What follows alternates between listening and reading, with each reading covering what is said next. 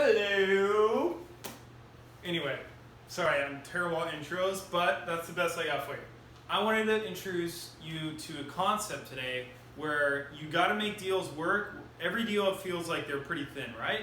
Sometimes you gotta force your way to make deals work. And I know that doesn't sound comfortable. I know that doesn't sound like, hey, that's the move I wanna do.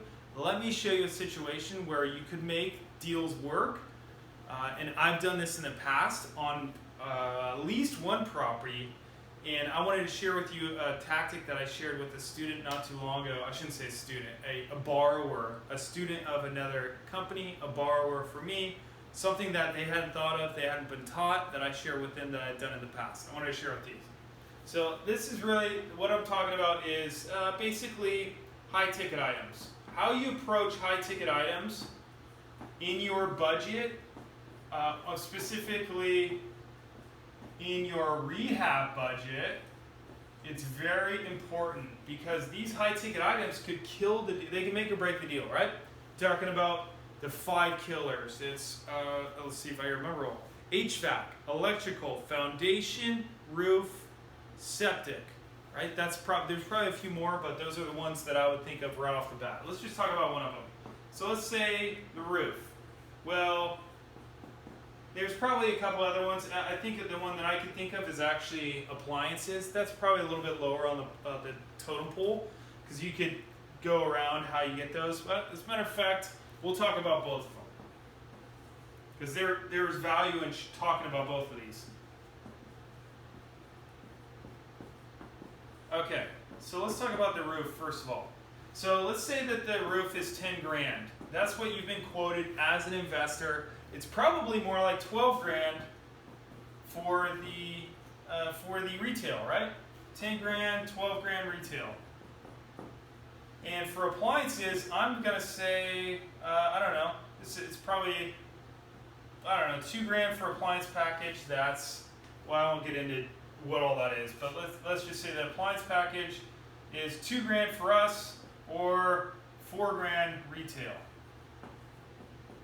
Okay, so here's what I want to show you is sometimes you're into a deal and other things come up. All of a sudden you thought that first of all, you want to make sure that you have budgeted for these because these should be pretty damn obvious, right?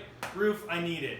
Appliances, I knew I needed. So these are budgets that are already built in, but something else has come up. All of a sudden you open up the wall and you realize that half the studs in this wall, when you're trying to just do a patch, have completely deteriorated. There's termite damage, needs to be repaired. It's not just about the abatement, it's about replacing this whole wall. There goes another 2 grand that I wasn't expecting. So let's use this example first. So all of a sudden there's a 2 grand expense that I wasn't expecting. I now have to take care of. That's a hazard and that's a safety concern. That must be replaced. No questions asked. Anyone finds that, you have to repair it. You could go without, believe it or not, you could sell a house without appliances. You cannot sell a house with complete walls falling over, right?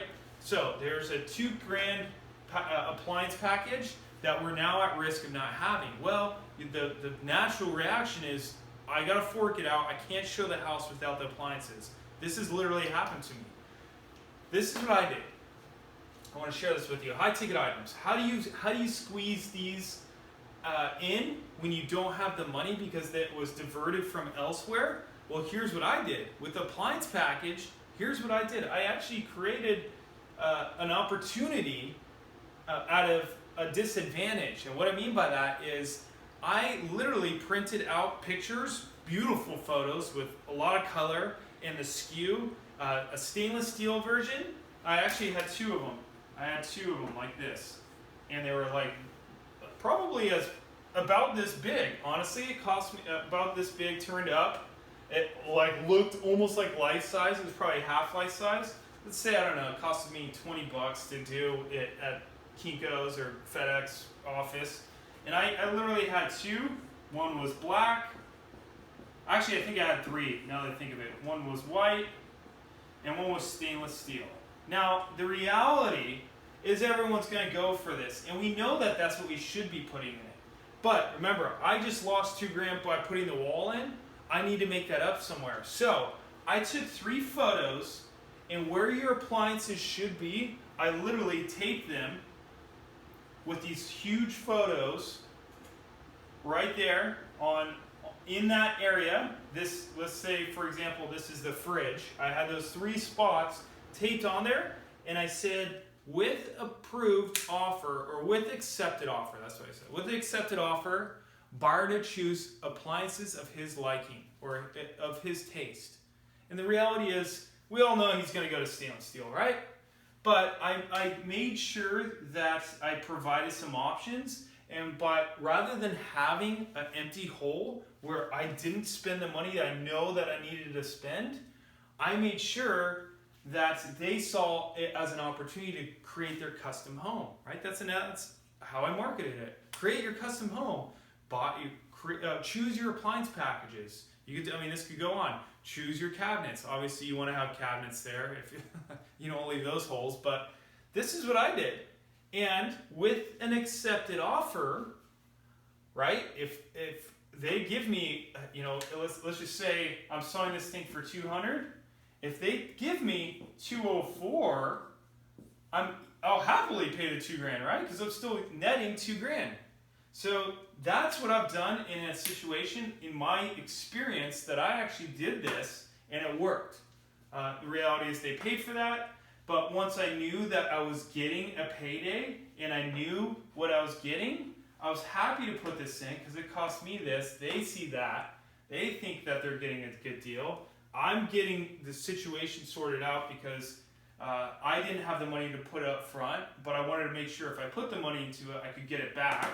And they get the option to think that they're buying and creating their custom home. So that's appliances. Let's consider roof. Well, same thing. Roof needed to be replaced. $10,000 came up somewhere else.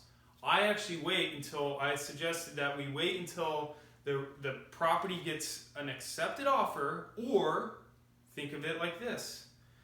You're assuming that just because it has a crappy roof, that it needs to be replaced. Let's say that during the inspection, it actually said that the roof needed to be replaced, or maybe it didn't need to be replaced. But during the inspection, when you're selling this home, you expect that this is going to come up.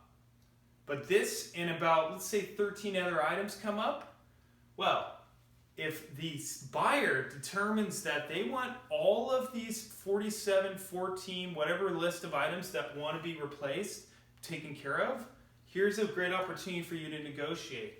Listen, all agree to the 12 other items that only equal $5,000. If you waive me having to replace the roof for $10,000. I've actually waited so that I can negotiate with this. If this was already replaced, then there's going to be those other 12 items that that I know I'll have to pay, and then I'm trying to negotiate with them on this $5,000, rather than giving a huge eyesore and almost leaving it out in the open, so that I know I can negotiate on that later. And maybe I say, listen, with an accepted offer, I'll replace the roof, but I just want to let you know that this is a retail value of $12,000. So we're going to have to make some considerations on the other items that you're asking for, because this is a high ticket item. When in reality, I talk to them, I get it done for 10. So if you wait on this, you know it's going to have to be replaced. You could negotiate this later, right? This number could change. It could cost you less than that if you just wait. It could not even be an issue. Maybe the buyers say, listen, I don't care about the roof. We'll get that taken care of. There's still some life in that. What I really want is a fence going entirely around the house. That's a white picket fence, 6 feet high, for my dogs and my kids. Guess what? That's going to cost you $3,000, maybe $4,000. You've totally avoided this. So wait on these items to negotiate with the buyers. That gives you an opportunity to come up with their option to custom home, or it gives you an opportunity to negotiate on other items, because we know there's an eyesore. But if there's an eyesore and 15 other items, I'll let go of the 15, or I'll deal with the 15 other items if we could address this and say, listen, I'm not going to do that, or we got to consider that if I do some of these other things, that we got to work on this as well. So anyway, these are a couple tactics, hopefully that help you. The high ticket items, if possible, always budget for them. Or if something goes wrong, know that there's options. You don't always have to just go in there and replace them. You could save them for later as a negotiation option. Hopefully this helps.